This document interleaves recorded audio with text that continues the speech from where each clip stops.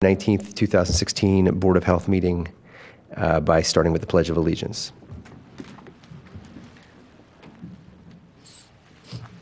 I pledge allegiance to the flag of the United States of America and to the republic for which it stands, one nation, under God, indivisible, with liberty and justice for all.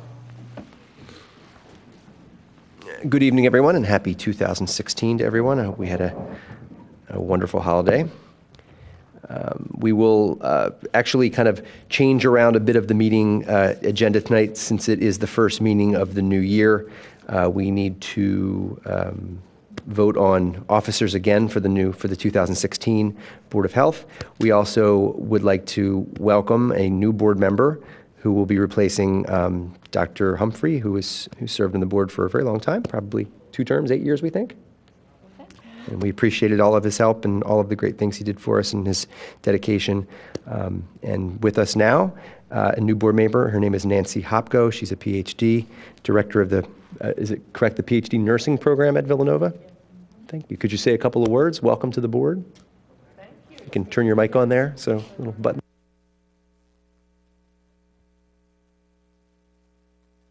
Okay, thank you. I've lived in the township 30 years. I have experience in the Army Reserve. I have experience in international health, which was public health, and I'm happy to be here. I teach at Villanova with Louise, originally a maternal, infant, and women's health person. Well, I gotta love that as a pediatrician. Thank you and welcome to the board. Well, welcome. So I assume we will start this year off with the election of officers for the board. We'll start the nominations. Did you start for vice chair or we start for chairman? Chairman, I guess, right? So we'll need nominations for chairman for the Board of Health for 2016. Anyone have a nomination? I nominate Dr. Andrew Foreman. Okay, so to continue my reign. I second the nomination. My reign of I tyranny? third it. Thank you. All right. So I think we'll just have a quick vote here. For any other nominations for the chairman? Okay, so we'll go through the the formality of the vote. All in favor of Andrew Foreman again for chairman of the Board of Health? Aye. Aye. Any nays? Okay. Thank you for your trust. I will take over again and for the year and do my best. Again, we'll vote now for the vice chair of the board, the co-chair of the board. I should call Amy because she's been the best. I nominate Amy Leader. Thank you. Nomination for Amy. Any Second. second? And Third. any other nominations for anyone else for the co-chair of the board? None. None seen. We'll take a vote as well on that. All in favor of Amy Leader for the co-chairman of the board? Aye. Any nays? Seeing none, we will recognize Amy as our vice chair of the board this year. Thank you, everyone. Made that easy. Okay. So now we can actually review last month's meeting minutes. Did anybody have an opportunity to take a peek at those and make sure there was no spelling mistakes, problems, or issues? Everybody's good? Thank you for doing those. And that was it this month by the students? Yes, it was. Thank you, students, for Excellent job. taking notes on the board for the board this month. Okay, so the December 14th, 2015 Radnor Board of Health meeting minutes have been approved and they will appear on the website. So we will move into the health officer's report. Mr. Tautone. Good afternoon and welcome to 2016. In your report, you'll find my reports for the month. But if you note in the red, what I did was put in there the yearly totals. For the month of December was 15 food inspections, 232 for the year. So, 9 bathing places, 160 for the year. Quality of life was 6, 91 for the year. In addition to that, we had a bunch of different activities, just kind of giving you an outline of some of the activities that I deal with on a routine basis. I also want to point out that one of the concerns we had with the Yangming situation was the need for more help for food safety inspections and that type of thing. I want you to know that the manager has moved forward and the Board of Commissioners have moved forward with that. They are now in that process of looking for someone to help with food safety, an assistant health officer. So the posting has been out there, and it's out there for the general public now. So if anyone is interested, they can make application.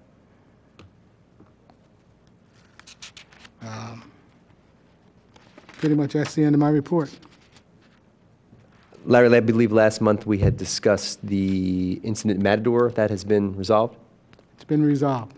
Okay, thank you. All right, and I had planned, and just for everyone's information, to, from 6 months from the meeting that we had, Marianne and I had with Mr. Zinkowski, we were going to invite him back to the meeting probably next month to help us out. Mr. Zinkowski is the township manager, to review some of the updates on food safety in the township, and this is one of the things that we had spoken about in the meeting, was getting some extra help in addition to a more formalized writing of the regulations in the town for food safety, so we can all sort of help out as a board and contribute to the safety of food in the town. So thank you, Larry, for that report. We will talk about some old business. At the previous meetings, we had discussed, and Dr. Humphrey hadn't been here, about the artificial turf safety, trying to make either a subcommittee or just someone who wants to be, who would be interested in looking at some current literature. Some of this may be computer searches for literature, if there's ways that you can, at your institution, find other safety articles that might be related to the artificial turf, specifically the rubber bead turf that we have some of the fields in Radnor Township, and there have been proposals for new ones to be built, I'm sure, in the area. So there has been concern that the rubber beads that are used to make the turf softer and make it more durable and more like a grass field have chemicals that emanate from them which could cause harm.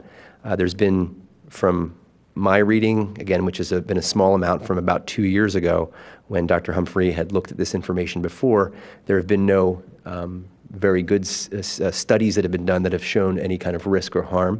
However, there have been a lot of concerns from people who play on the fields frequently, and others about environmental safety, since these are made from old tires, that there could be some amount of leaching of chemicals into either groundwater or onto the hands or the onto the faces of children who are playing on the field.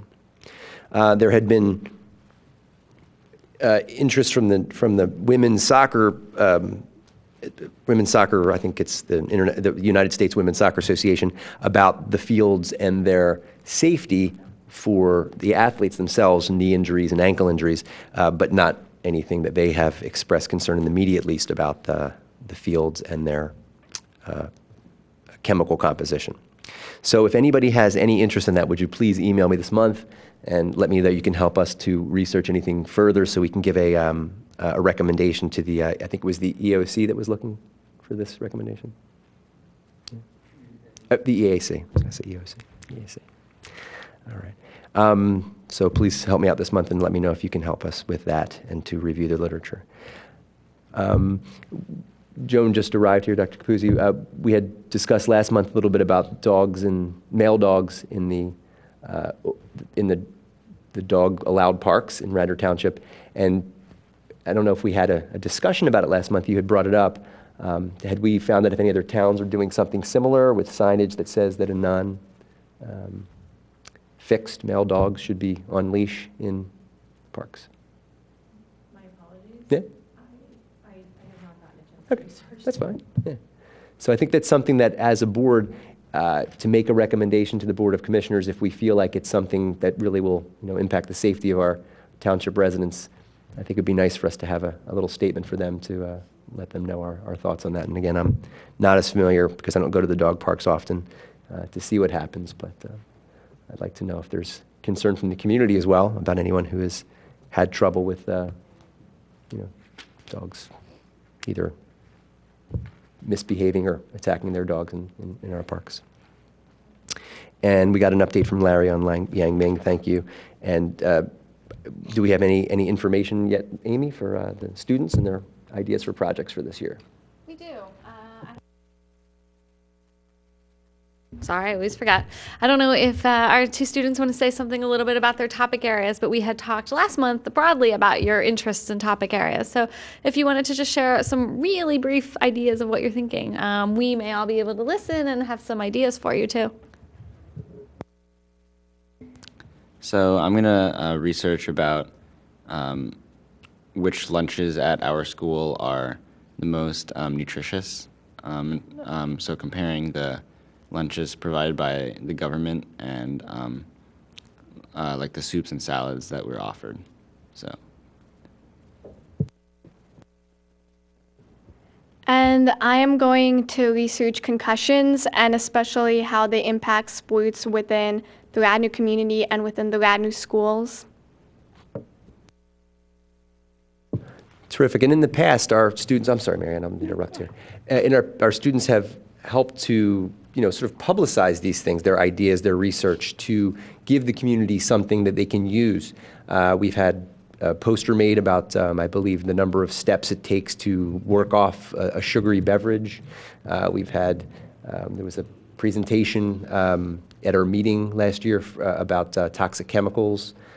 So thinking about how to make it so our township gets some benefit out of it. And one of the things that was just mentioned today was something to think about, either of you, would be a township television series that goes on that's also on the web called Radnor Health Matters. And in the past, I've been interviewed on Radnor Health Matters about Lyme disease. I think that there was one about last year, I'm sorry, Amy did about, that wasn't Amy, it was somebody did about breastfeeding. So each year we have a couple of programs that we do for that, on that television program. It's in the studio upstairs or down here. And oh, you did one, Linda, too? Yeah. We did women and heart disease, and it was really nice. We had a physician's assistant and a cardiologist from the hospital and interviewed and did some question and answer type format. So it might be an idea if, with your research, maybe interview some people and kind of get their thoughts on concussion so the township has some information. And Neil, the same thing maybe about that as well, or maybe some kind of other presentation. Marianne? My suggestion, having been in the school districts, if that's where you want to go, with the nutrition, I would meet with the head of food services and find out, exactly what, and then see how that transfers to actually what they're serving you. But also, I'd like you to look into the legislation that is coming about very shortly, where they're going to back down the requirements for healthy foods for schools. I don't know if you've heard that in the past couple days, because the schools are in crisis. So I find it very interesting that the first thing to go will be healthy foods. So you might want to check into that and make sure it doesn't happen in Radnor, because much of what they serve is not necessarily what you'd want. I mean, it may be what you want, but not what you need. Regarding the concussions, I would speak with the trainers. They have to record them, doctor's visits, how long they're staying out, how many concussions, and I'd go back a few years, see if things have changed, what's their projection, what about helmets for girls field hockey. Try to be, ask some questions outside the box on who are they going to? Who's the doctor they're recommending? And if you can, see if that doctor, if it's a township doctor, will give you 20 minutes of his or her time to discuss, proper protocol, et cetera. Okay? And if you need anything, more, you have my email address. So just ask me, because I have way more ideas than you probably want. I would just add that both of you are here, and we appreciate your contributions. So I think you should take advantage of the board members and reach out to us, not only with contacts, because I think all of us have contacts that may help you get your research moving forward, but also in terms of the structure of what you're trying to accomplish, and to help you refine a question that's answerable in the amount of time with the resources that you have. So to try to help shape an answerable question, so that these are both very broad categories, so we're all here for you to help you kind of find maybe a smaller piece of a much bigger topic to make a contribution, and we all have experience doing that. So reach out to us, use the board to your advantage, okay? Thank you. I agree with that. So you certainly can reach out to me. I certainly see my share of concussions as well. Okay, so we'll head on to some new business, and we should be making good time here. Just trying to get an idea for the year. So for scheduling some presentations, you said that you had somebody that possibly can meet with us this spring? Dr. Pat Ross, who has come to the community from Ohio State, who's now the chairman of all of Mainline Health's surgical services, has agreed and is very excited about coming here to present. And he's a thoracic surgeon, treats lung cancer routinely. So I've asked his team to come and spend some time with us and tell us about options for prevention, because I've tried to make it a public health oriented thing. So he's very excited to do it. We'll work on which dates work for him and the board. And if anybody else has ideas or thoughts for February, March, April, May, and June months, we do have some openings for small presentations. We should do about 5 minutes or so, either a guest or someone that you have a contact with who can help us by making a small presentation about something that the health of our community would benefit from. Or also, if you have an interest or a place that you would, a topic that you would like to discuss with the township and present, and let us know. And I have openings in all of those months for anybody who has any interest. I usually try to do something on Lyme disease as we get closer to the summertime, if any new updates have come up from last time we spoke about Lyme. Okay. And we'll move on then to, we'll start with Pennsylvania Teen Health Week. There's a lot of discussion to talk about here, a very interesting and important event that's making its debut this year. I'll start off by reading a proclamation from our governor, Governor Tom Wolf. Proclamation for Teen Health Week, January 25th to 29th, 2016. Whereas more than 7%, 1.7 million people in Pennsylvania are adolescents between the ages of 10 and 19. And whereas adolescent health encompasses a broad spectrum, including but not limited to diet, exercise, sleep, interpersonal relationships, mental health, sexual health, and substance abuse. And whereas in recent years, less than half of Pennsylvania high school students report getting the recommended amount of daily physical activity, 20% had at least one chronic health condition, and 13% had report seriously considering a suicide attempt.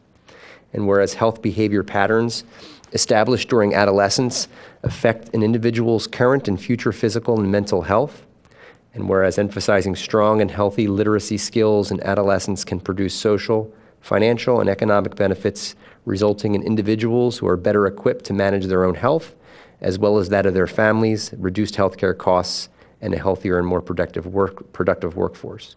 And whereas the Pennsylvania Department of Health, in cooperation with medical professionals, educators, parents, and advocates, is committed to promoting healthy lifestyles, preventing injury and disease, and assuring the safe delivery of quality health care. And therefore, Tom Wolf, the Governor of the Commonwealth of Pennsylvania, do hereby proclaim that on January 25th through 29th, 2016, will be Teen Health Week. And he encourages, and I do too, that all Pennsylvanians recognize the value and importance of adolescent health. So it has been established. There's a proclamation for Teen Health Week for this week. So Marianne, can I ask you to jump in and talk a little bit more about Teen Health Week for us? Yes, this is very exciting, and kudos to Dr. Laura Offit, a former Board of Health member, Radnor parent, and passionate about teen health, as am I, and I've been honored to be her sidekick, if you will, for the past 2.5 years, and she started Real Talk with Dr. Offit. Monday at 4 o'clock, Dr. Rachel Levine, who's the Physician General for the Commonwealth of Pennsylvania, will present the proclamation down at the College of Physicians, and that is an open event. So if any of you are downtown, or any of our viewers, and would like to stop in, they only ask that you click the link and let them know so there are enough snacks and space and chairs, etc.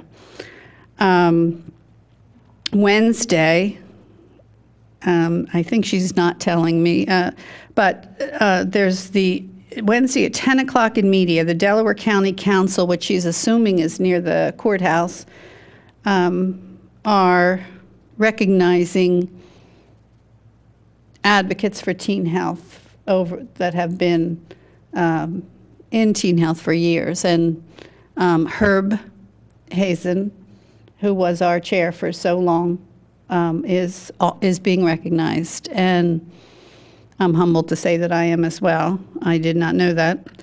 But it's really all about teens. So my big excitement comes with, I talked to our interns ahead of time, and I suggested that, you know how teens do things last minute? I do.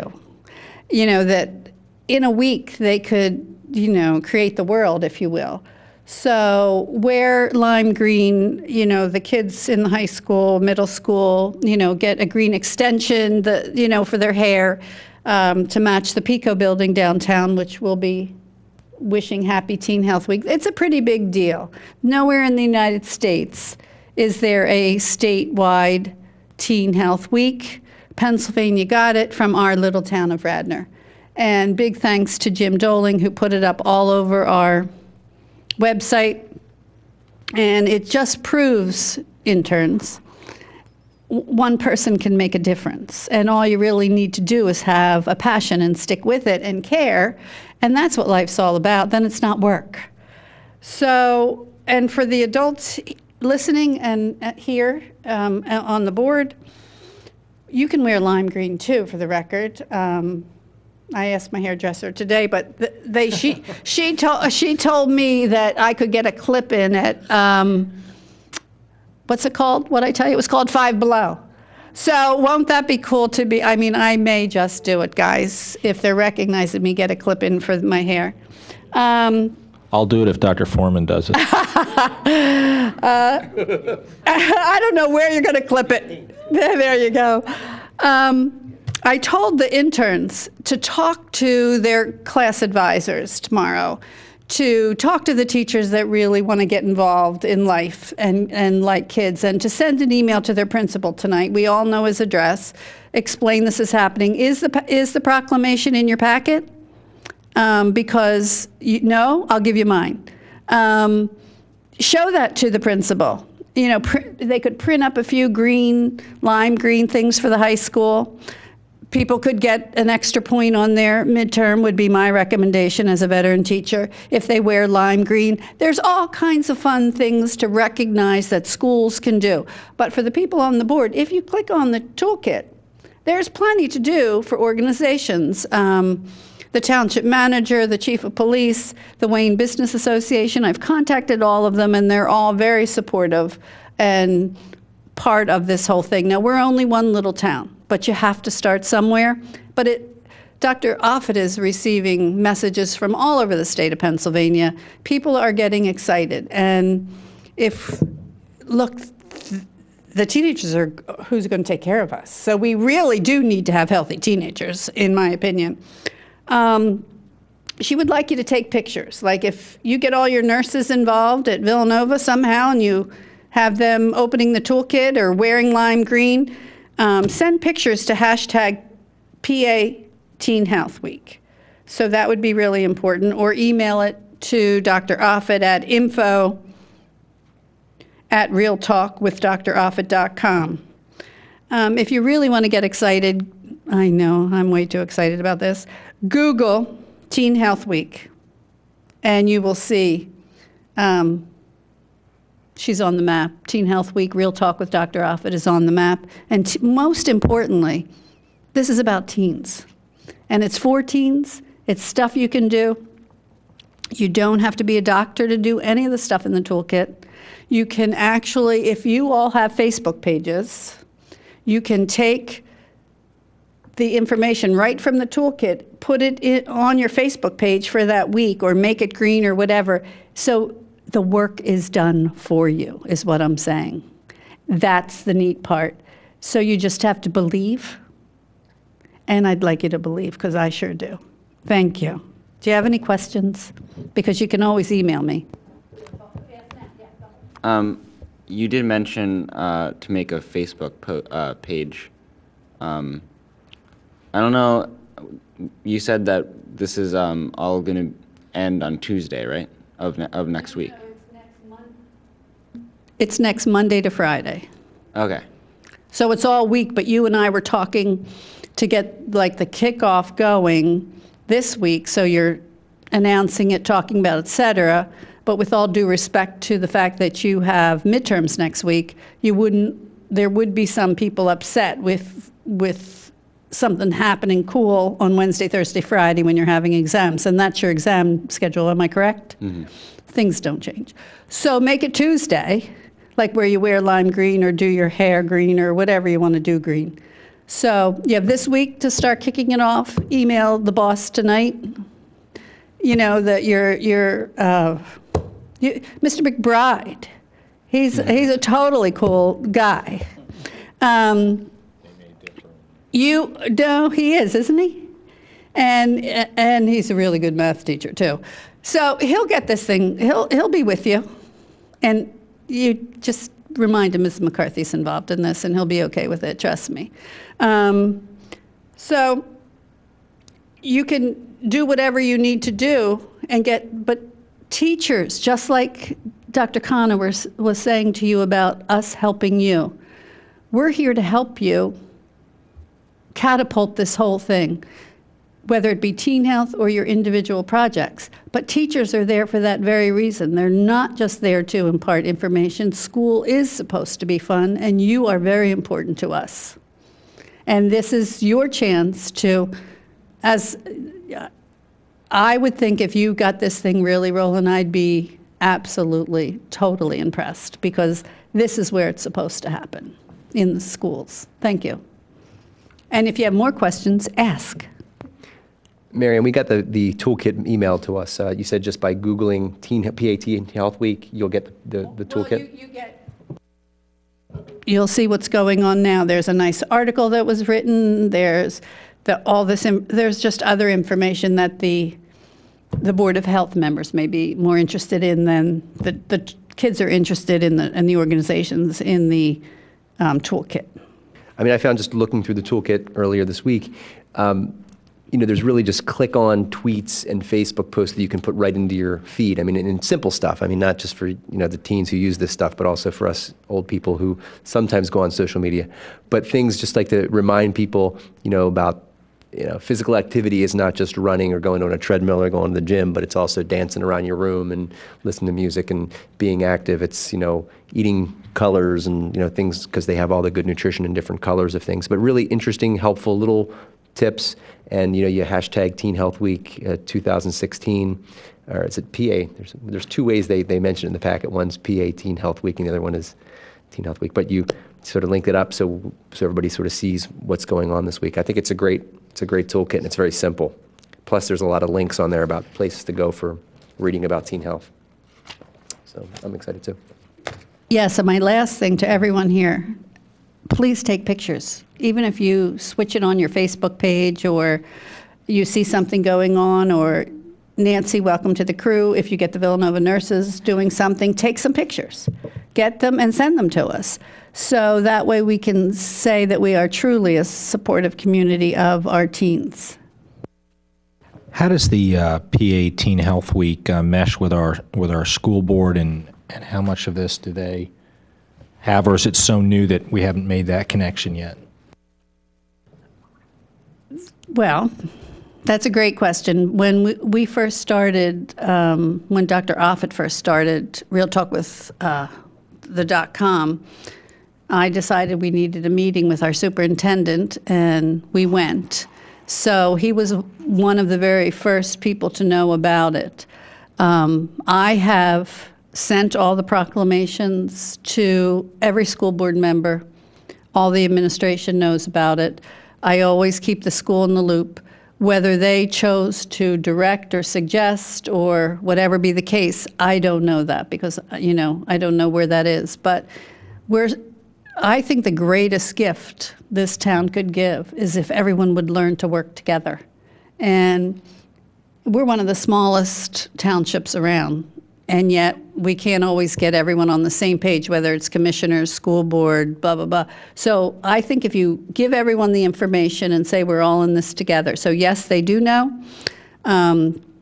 We actually met with Dr. Kelly, I want to say it was 2 summers ago, when we were in infancy, And Dr. Offit was really, this is where we're going with this. And always the schools are kept in the loop.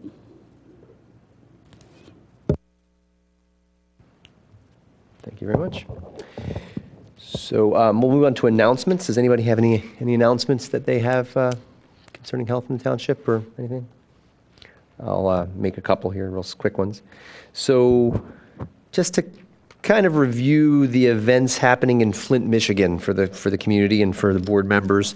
I'm not sure if everybody's aware, but in Flint, Michigan, there's been a real tragic public health problem with lead in water. And it started quite a while ago when the city was having some financial problems and the state stepped in to manage their water program. And instead of, in lieu of taking water from a certain river where it was more expensive to ship it into the city, they changed it to another body of water which contained not lead, but it contained more acidic and more corrosive chemicals that weren't treated prior to it pumping through large public conduits or pipes through the city. And in the process, that corrosive water ended up leaching lead from the pipes and then putting it into the water system.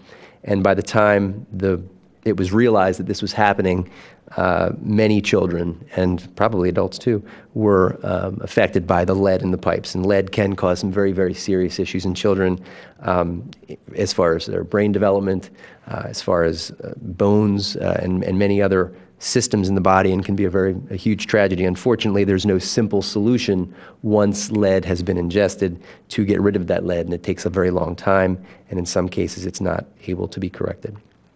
So from that, I was concerned and looked on the web and searched around for our water sources.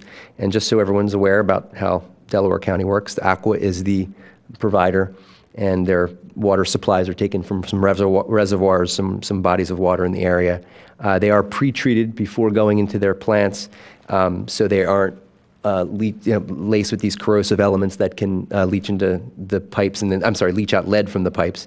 And the system is regulated very carefully by the government, and there's Aqua's website has a great system where you can type in your zip code and get a report that's done on what your water contains.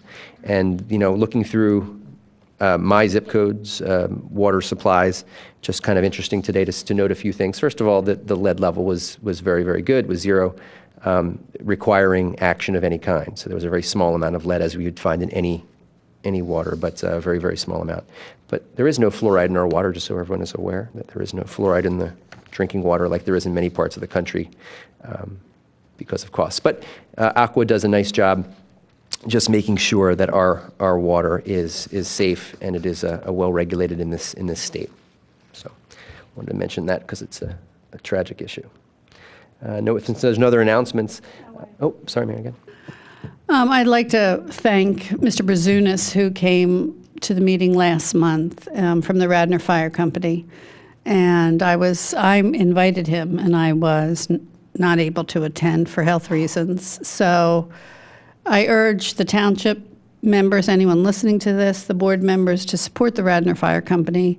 Trust me, when you need them, they're there. And you don't ever want to have to need them, but they're really good people that need to be supported.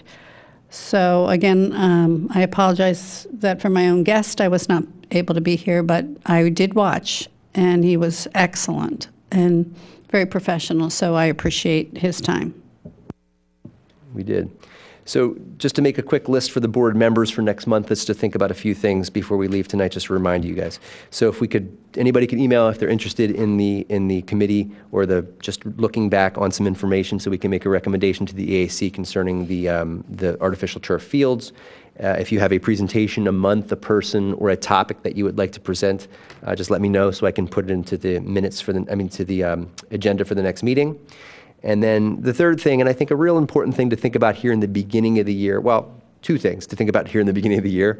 What are some of our goals as a board? What are we doing? Last year, we talked about, we make these small presentations, but is that really enough to help the community? Where else can we reach out to the community and help out?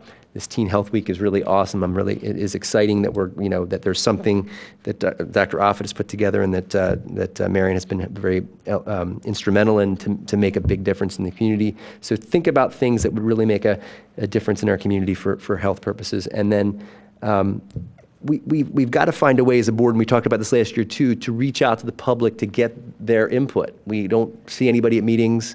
We're trying to make the meetings later so people can come in and ask us questions or bring up topics they have issues about. We went to some events last year. I'm going to do my best this year to get out to the warm weather events and speak to the community, speak to the community, or have a table set up where people can come up to us and ask us questions or bring up issues that they have.